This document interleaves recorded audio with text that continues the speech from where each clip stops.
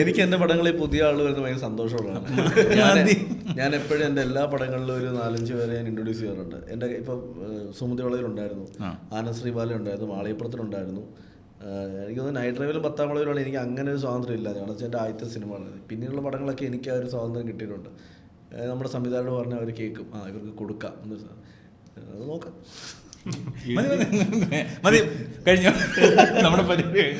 അതിലല്ല, ഈ പുതിയ ആൾ വരുമ്പോൾ എന്താ വെച്ചാൽ അവർ ഈ സർവൈവ് ചെയ്യാൻ വേണ്ടി അല്ലെങ്കിൽ അവർക്ക് പ്രൂവ് ചെയ്യാൻ വേണ്ടി അവരവരുടെ മാക്സിമം തരും. 4 വഴക്ക് പറഞ്ഞാലും നമുക്ക് ചെയ്യിക്കാം.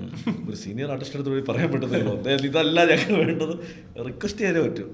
പക്ഷേ എനിക്ക് എപ്പോഴും സന്തോഷം. ഞാൻ എപ്പോഴും പറയും, ഞാനിപ്പോൾ ആദ്യത്തെ പടം അല്ലെങ്കിൽ പോലും ഒരു പടം കംപ്ലീറ്റ് ന്യൂ ഫേസിന് വേണ്ടി ചെയ്യണം എന്ന് ഭയങ്കര ആഗ്രഹമുണ്ട് എനിക്ക്. നമ്മുടെ ഓഡിയൻസ് അത് അക്സെപ്റ്റ് ചെയ്യുന്നതാണ് എൻ്റെ വിശ്വാസം.